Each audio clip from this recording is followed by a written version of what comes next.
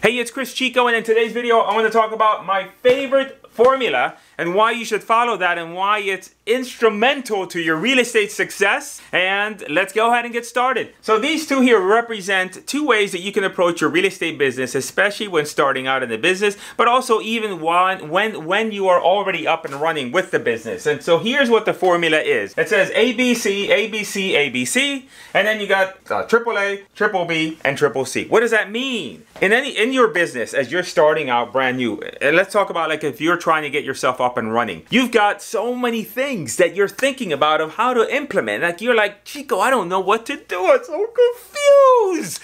All right, so if that's the case, then what do? I tell you what most people do. What most people do is implement this strategy. A, what does A represent? Let's say that A represents and B and C, that each of them individually represent strategies that you're gonna implement. And I'm gonna talk about the three most important strategies, I think, in finding deals in today's market. Okay, so let's say that A, Facebook ads for motivated sellers, which at the end of this video, I'll provide a link so that you can watch some of my videos on Facebook ads. B, let's say that B is cold calling. And C, let's talk about direct mail. What happens with most real estate investors is that they take this approach. Now, each of these units here, let's say that each of these units represent a week. What we have is, let me get another pen. Let's say that each of these here, sorry, so unprofessional of me. All right, so let's say that here, this is each of them, represents a week, right? Here it goes, a week. So each of these, so what does that mean? I gotta close my door, somebody's coming. I don't want them to interrupt us. Week one, you decide, you know what, I'm gonna start Facebook and try to get that up and running. Week two comes along and you say, you know what, let me also start cold calling as well. Week three comes in and you say, you know what, let me also, I gotta, everybody says do direct mail, so let me do direct mail too as well. So what ends up happening? What you did on week one for Facebook wasn't enough. Maybe it was enough to set it up, but it wasn't enough to do it correctly. It wasn't enough to deep dive, to really make it work, to squeeze as much as you can out of it. And so therefore, you did it just enough to put an ad out there, just enough to kind of feel your way around it, but certainly not enough to really have meaningful results. But then you jumped on to the next thing and the next thing. So after 3 weeks, you have a kind of a haphazard, half in between implementation of these particular 3 different strategies. And then you go and the next 3 weeks, you know, hey, you know what, let me, I got some progress with cold calling and direct mail. Man, but that Facebook, man, I had to pause the ads because they weren't really working. Let me go back to them this week. And so then the following week you go. And so you kind of do all that. So then if each of these required a particular amount of effort, and all of these are weeks, right? All of these intervals are weeks. You know, every single letter represents a week. Then what ended up happening is that only after 1, 2, 3, 4, 5, 6, 7, 8, 9, only after potentially 9 weeks of going back and forth, right, between each of these things, back and forth, did you make any meaningful progress? And the fact of the matter is that even then at that point, it's because of the fact that you're implementing all of them simultaneously, then you're not going to have that great a result. Conversely, what if instead you decided, I'm going to pick one? And I know it's hard because they all seem good, they all seem possible, and just making that decision to just pick one is so tough. But let's say you just had to make that decision, and I said you got to pick one, and you pick one, and let's say you pick Facebook.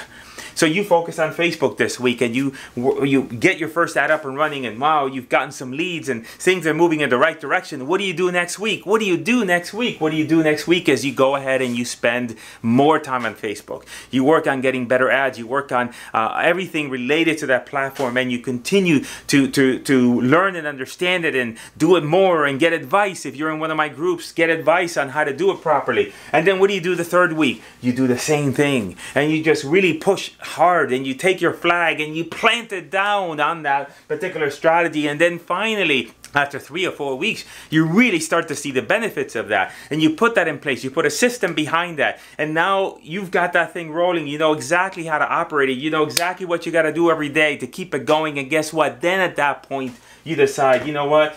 maybe now let me see about cold calling. Maybe now I can start to implement cold calling because I've got this part here running and I know exactly what I have to do. I'm past that initial learning phase, and now I can work on that second item, which in this case would be cold calling. And you do the same thing with the cold calling. You spend weeks working through that, and then finally you say, you know what, I'm going to focus now on direct mail, and you do that. And you do the same concept. And so the difference is, let me get a red pen here. In this first line, you only were able to reap the benefits all the way at the very end here. This pen is empty.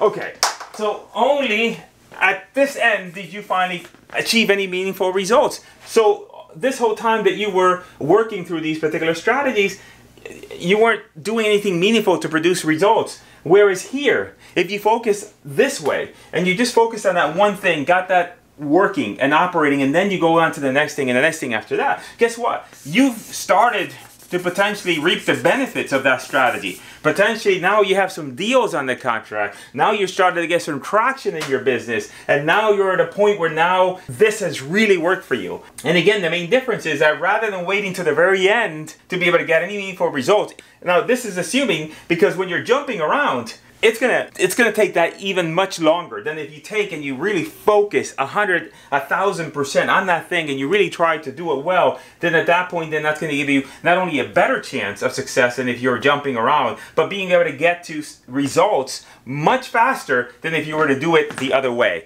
And that is my advice to you. You got to pick one thing, own it, study it, learn it, and make it work for you. Don't do anything else until you get that one thing producing. And again, you have to choose the right thing, right? So in other words, focus on strategies you know work, you know produce results. But nevertheless, just focus on that, and I guarantee you that you're going to have amazing success and you're going to have more progress in your real estate business than you've had before. Hey, do me a favor. If you like this kind of video where I talk about maybe some mindset shifts that you could make in your business and the way you approach things to help you do better in your real estate wholesaling business, write me a comment. Let me know. And most importantly, somewhere around here, you're going to watch some videos that are going to pop up. You can watch some other videos that I have on Facebook or on doing direct mail, so that now you can even get further traction in your real estate business with some of my training. Again, this is Cris Chico. Make sure to subscribe. Make sure to hit the notification bell. And I look forward to our next video. I'm out of here.